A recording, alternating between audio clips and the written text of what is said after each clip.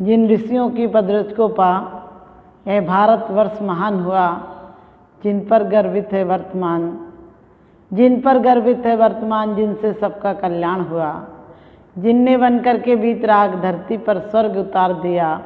जितने न मिले नभ में तारे उनने उतनों को तार दिया, जितने न मिले नभ में तारे उनने उतनों को तार दिया। जीवन में वास्तव में यदि किसी को उत्थान करना है, किसी के जीवन में सुख शांति है, किसी के जीवन में संपन्नता है, तो उसका कारण ये नहीं कि उसके यहाँ धन ज़्यादा है, उसके परिवार में लोग ज़्यादा हैं, उसकी इज्जत ज़्यादा है, लेकिन सबसे बड़ी बात पहले ही शर्त है जीवन में कि हमारे जीवन में सत्संगति होना चाहिए। क्योंकि कहते हैं जुआरी से यदि रखोगे दोस्ताना, जुआरी से यदि रखोगे दोस्ताना, जुआरी समझ लेगा तुमको जमाना, जुआरी समझ लेगा तुमको जमाना। इसीलिए तो कहा है, हम रोज़ पढ़ते हैं, रहे सदा सत्संग उन्हीं का, ध्यान उन्हीं का नीति रहे, उन्हीं जैसी चर्या में यह चित्त सदा अनुरक्त रहे। क्या कहा है? रहे सदा सत्संग उन्हीं का, ध्यान उन्हीं का नित्य रहे। सत्संगति पापी की, व्यसनी की, कामी की, क्रोधी की मत करना, क्योंकि उनकी संगति करोगे तो एक ना एक दिन तुम भी ऐसे हो जाओगे। और यदि तुम अच्छों की संगति करोगे तो तुम भी एक दिन अच्छे हो जाओगे। हमें संस्कार देना बहुत ज़रूरी है। और संस्कार किसके देना? संस्कार किसी के भी नहीं दे देना, संस्कार सज्जनों के देना। सज्जनों की संगति होगी तो एक दिन संत बनेगा और फिर भगवंत भी बनेगा तुम्हारा बेटा। और यदि तुमने कामी, व्यसनी और संस्कारहीनों की संगति कराई तो तुम्हारा बेटा भी पतित हो जाएगा। क्योंकि कहते हैं कि संगति कीजिए साधु की ज्यों गंधी को वास, संगति कीजिए साधु की ज्यों गंधी को वास, और कुछ भी यदि दे नहीं तो वास सुवास सुवास। क्योंकि कहते हैं कि एक घड़ी आधी हूँ मैं अपनी आद, और संगत कीजिए साधु की हरे कोटि के जन्म को व्याधि। कोटि जन्म की व्याधि संगति की कारण हो जाती है। एक बार हम अच्छी संगति में बैठ जाते हैं तो दूध में मिलकर पानी भी दूध के भाव बिक जाता है। और यदि उसी पानी को दवाई की संगति में लेती है तो वो पानी तुम्हारे बीमारी, रोग मुक्ति में कारण बन जाता है। और यदि कभी कभी संगति खराब मिलती है, पानी को यदि जहर का संयोग मिल जाए तो पानी जहरीला हो जाता है। इसी प्रकार से हमारे जीवन में भी हमें किन की संगति करना, कैसे लोगों के बीच रहना। हम हमेशा भावना भाते हैं कि भगवान हमें संगति किसकी हो। रहे सदा सत्संग उन्हीं का, ध्यान उन्हीं का नित्य रहे। हम प्रत्येक क्षण संगति की, साधु की संगति में ज़्यादा नहीं बैठ सकते हो, लेकिन हमेशा ध्यान करोगे तो उनका ध्यान भी तुम्हें उत्थान की तरफ ले जाएगा, उनका ध्यान भी तुम्हारे परिवार में शांति ले जाएगा। क्योंकि कहा है, संत समागम हरि भजन, तुलसी दुर्लभ दोय, और सुतदारा और लक्ष्मी पापी के भी हो। यदि एक संगति पत्थर को भी मिल जाती है, साधु की संगति, मंत्रों का उच्चारण, तो वह प्रतिमा बन जाती है। और एक कपड़ा, जो तूल का कपड़ा किसी मुर्दे पर डाल दिया जाए तो अशुभ हो जाता है, और एक जिनवाणी पर चढ़ जाए तो वही जिनवाणी बन जाता है। जिनवाणी के साथ वो भी पूजा जाता है, क्योंकि अब जब जिनवाणी के नमस्कार करते हैं तो ऊपर कपड़ा ही तो होता है, लेकिन कपड़े को भी नमस्कार कर देते हैं। क्यों? कि उसने संगति की है, किसकी? जिनवाणी की, शुद्ध ज्ञान की संगति की है, तो वो कपड़ा भी पूज्य हो गया। और जब मुर्दे की संगति करता है, मुर्दे पर उड़ा दिया जाता है तो कपड़ा भी अशुद्ध हो जाता है। जीवन तो अग्नि की तरह है, एक दिन तुम्हारे जीवन की सांसों की आहुति देगा, सांसों को खत्म कर देगा, लेकिन इन श्वासों को यदि कुसंगति में आप डालेंगे तो जीवन दुखी हो जाएगा, और सत्संगति में डालेंगे तो अंजन जैसा भी निरंजन हो जाएगा। एक दिन भगवान हो जाएगा। तो आपको अब देखना है कि आपको संगति में डालना है या असंगति में डालना है, क्योंकि हम कहते हैं शास्त्र भाषो जिन पत्नुति संगति सर्वदारे सद्वित्ता नाम गुणगण कथा दोषवादे चमाना। भगवान मुझे क्या देना? शास्त्र भाषो जिन पत्नुति संगति सर्वदारे। जब हम सज्जनों की संगति में रहेंगे तो शास्त्रों का अभ्यास होगा, और शास्त्रों का अभ्यास होगा तो हमारा जीवन उत्थान की तरफ जाएगा। संगति ऐसी है कि पत्थर को भगवान बना देती है, और संगति ऐसी है कि इंसान को शैतान बना देती है। संगति किसकी करना? संगति, कुसंगति और विसंगति और सुसंगति। संगति यदि गलत व्यक्ति की कर लोगे तो आपने देखा होगा, संगति मात्र सत्संग जरूरी है। संगति तो आप किसी भी कर लेते हैं, आप संग में होते हैं, संगति हो जाती है। यदि भेड़ों के साथ रहोगे तो भेड़ हो जाओगे।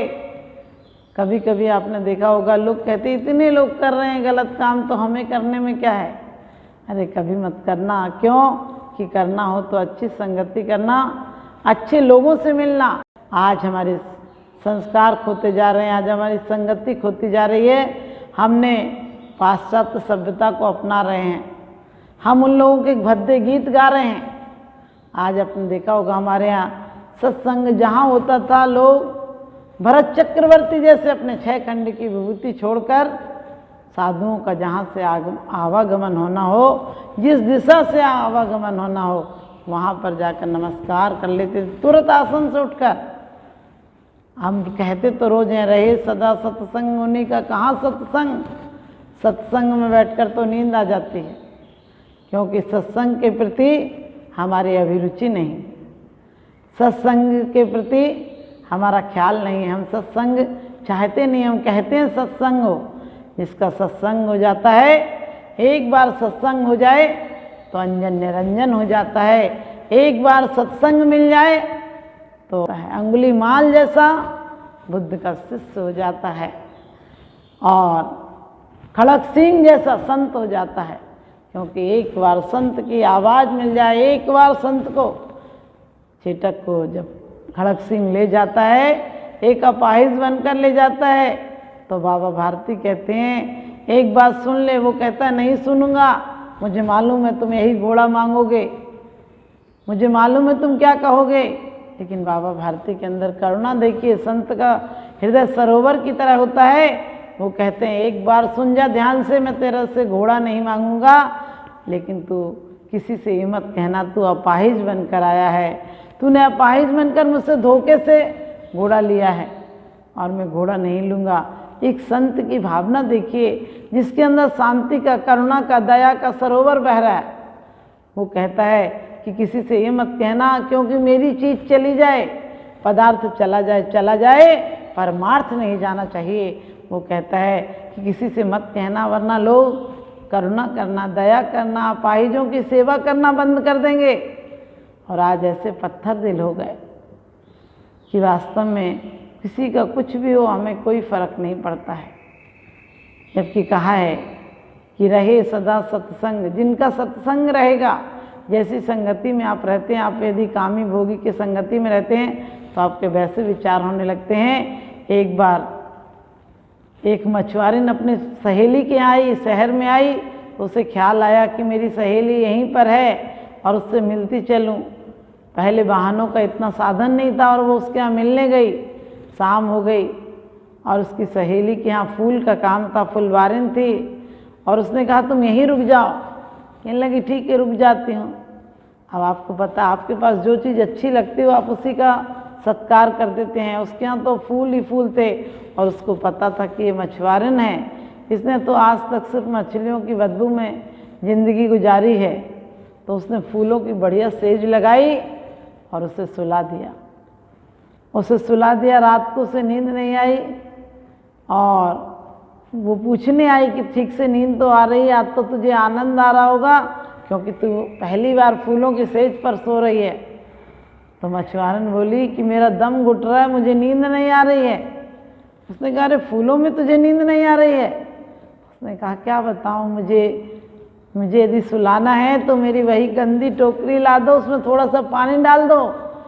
मछलियों की बदबू में रहते रहते मेरी जिंदगी ऐसी हो गई, मुझे वही खुशबू लगने लगी। आप भी देखना, जो पापी लोग हैं, जो दुष्ट लोग हैं, दुर्जन लोग हैं, जिनका पतन निश्चित है, उनको अच्छी बातें अच्छी नहीं लगती हैं। कभी भी देखना, शास्त्र की बात होगी आपको नींद आ जाएगी, बुराई और निंदा हो रही होगी तो आप बिल्कुल जागृत होकर सुनेंगे। किसी का झगड़ा हो रहा होगा, आदमी तुरंत जाकर खड़ा हो जाएगा देखने के लिए। और कहीं सत्संग हो रहा हो तो सत्संग में इतना जाने का मन नहीं करता है, तो आप अपने जीवन को चंदन की सुगंध की तरह बनाना, जो जीवन की सांसें समाप्त भी हों तो सत्संग में हो जाएं। क्योंकि कहा है हमारा जीवन तप करते यौवन गयो, द्रव्य गयो मुनिदान, और प्राण गए सन्यास में, तीनों गए न जान। हम अपने बच्चों को वो संस्कार दें जीवन में से छोटे छोटे बच्चों को।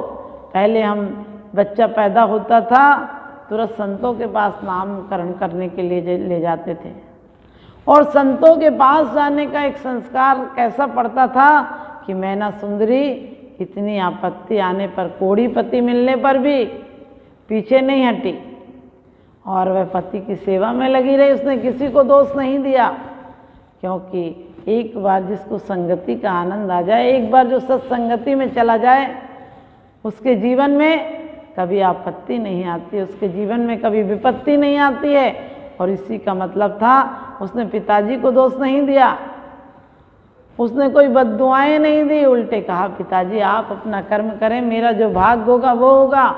क्योंकि आरिकाओं के साथ रही थी और आरिकाओं के साथ का ये प्रभाव था कि उसे कोई आपत्ति में विचलित होने की जरूरत नहीं पड़ी। हम ऐसी संगति बनाएं, अपने बच्चों को ऐसे संस्कार दें जो कठिनाइयों में भी बच्चे विचलित नहीं हों।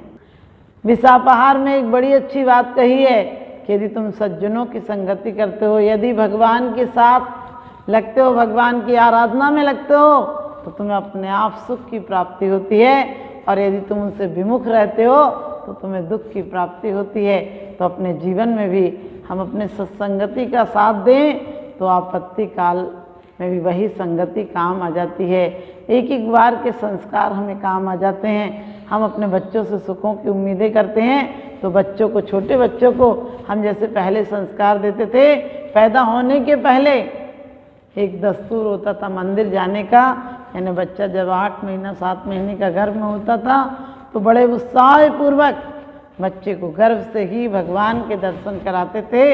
और जब बच्चा 45 दिन का हो जाता था तो बड़े हर्षोल्लास पूर्वक, क्योंकि पहली बार बच्चा श्रावक कुल में आया है, उसको देव की संगति मिले, उसे गुरु की संगति मिले, उसे शास्त्र की संगति मिले, उसे सद्वचनों का संगत मिले। इसलिए हम मंदिरों में लाकर नमोकार मंत्र सुनाते थे, बड़े अनुष्ठान पूर्वक, बहुत महोत्सव पूर्वक। शादी की सालगिरह मनाना या नहीं मनाना, बच्चों के जन्मदिन पर उन्हें मंदिर ले जाना, बच्चों के प्रथम जन्म पर, सोचो स्वर्गों में भी जब देवों का जन्म होता है, देवों को उत्पात सैया से उठते हैं, तो सबसे पहले वो मंदिर जिनेंद्र देव के दर्शन करने जाते हैं। क्योंकि जिनेंद्र देव के दर्शन से शुरुआत होगी तो अंत भी, धर्म से शुरुआत होगी तो अर्थ और काम तो बीच के पड़ाव रहेंगे, तुम्हारा मोक्ष पर जाकर विराम होगा। तो ऐसी भावना से कि बेटा तू श्रावक कुल में आया है, लेकिन तू राग से आया है, राग में मरना मत। संसार में रहना कोई बुरी बात नहीं है, लेकिन संसार को साथ लेकर मर जाना बहुत बुरी बात है। काम से पैदा हो जाना, दुनिया काम से पैदा होती है, लेकिन भगवान का नाम लेके मर जाना ये जीवन की उन्नति है, जीवन का विकास है। अपने बच्चों को यदि तुम संत नहीं बना सको तो सज्जन जरूर बनाना, संस्कारवान बनाना। यदि संस्कारवान होंगे तो बच्चों का जीवन महान होगा, और बच्चों का जीवन महान होगा तो तुम्हारा बुढ़ापा भी सुधर जाएगा। और तुम्हारा बुढ़ापा सुधर गया यदि तुम्हारी सत्संगति में एक बार भी संस्कार पड़ गए तो सत्संगति का इतना प्रभाव होता है। यदि खोटी संगति कर ली जाए वेश्या की संगति करने वाला चारुदत्त लौट कर नहीं आया। और सज्जनों के संस्कार पढ़ने पर आपको पता है, एक एक बार के संस्कार पढ़ने पर सुभद्रा के संस्कार गर्भ में ही पड़े थे, जो अभिमन्यु चक्रव्यूह की कला घुसना सीख गया था। लेकिन निकलने की कला जब अर्जुन बता रहे थे तो सुभद्रा की नींद लग गई थी, उसकी मौत का कारण हो गई। जो आज माताएं तमाम जिंदगी भोगासक्ति में जीती हैं, तमाम जिंदगी कलह में, ईर्ष्या में, छल कपट में जीती हैं, वो धन भले पालें लेकिन जीवन में सुख शांति नहीं पा सकती हैं।